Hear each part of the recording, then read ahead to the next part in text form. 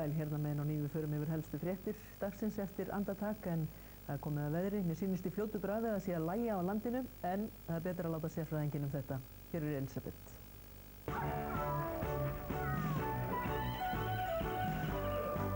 Tryggjum dýrin okkar. VÍS. Komið sæl og takk fyrir þetta. En það hefur verið víða nokkuð hvasst á landinu þó einkum á norðvestur hluta landsins og einnig suðaustan til. En það sem gerist í morguns að það lægir nú heldur hjá okkur einkum syðra en það má búast við að verði strekkingsvindur svona á norðurhelmingi landsins og allhvasst á vestfjörðum. Að vindur verður það svona bilinu 15 til 18 metrar á sekúndu. En við höfum verið með þessa lægð hér suður á landi og hún grynnist smátt og færist til vesturs til morguns. En við skulum líta á kortið sem getur gilt hádegisbil á morgun að þótt að lægi hjá okkur þá verðum við með áfram dálitla úrkomu í þessu. Má búast við svona talsverðu úrkomu hér suðaustan til á morgun og einnig fyrir austan og svona seinni partinn má búast við að verði það falli stöku skúrir vestan til og einnig á vestfjörðum. En við sjáum að það er hlýtt hjá okkur, verður nokkuð milt í veðri og hiti víða á bilinu 2 til 8 stig, það sem hlýjast verður yfir daginn.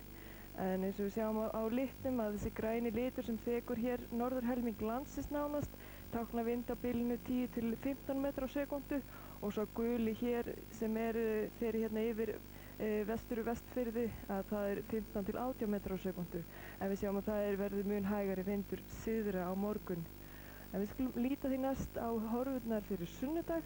Þá verðum að hæga breytilega átt víðast hvar þó ennþá dálítill strekkingur á vestfjörðum en víða svona hæglætis veður og hitinn verður svona hangir yfir frostmarki á sunnudag og víða bilinu svona 0 til 4 stig en það má búast við að verði víða úrkoma þó síst á suðvestur horninu.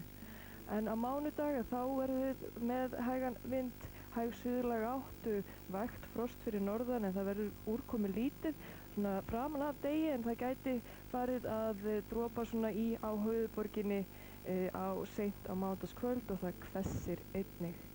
En við skulum líta rétt í lokin út í heim og sjá stöðuna í Skandinavíu. Þar er víða úrkoma, snjókoma eða slitta í Suður Noregi og Svíþjóð og einnig í Kaupmannahöfn og hitinn þar svona í kringum 5 stig í Danmörku. En við skulum láta þetta gott heita að vera í kvöld. Verið sæl. Það kostar minna en þú heldur að tryggja köttinn þinn. Tryggjum dýrin okkar. VÍS. Og áður en við förum yfir helstu fréttir kvöldsins er hér athugasemd.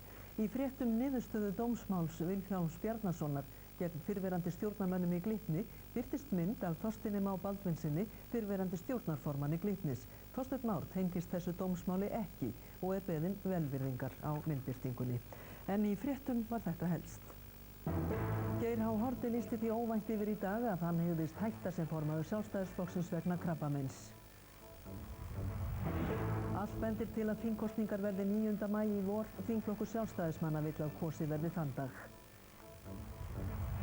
Ingibjörg Sólrún Gísladóttir sagði í Leifsstöðu nú síðdegis óvíst hvort ríkisstjórnin starfaði fram að kosningum.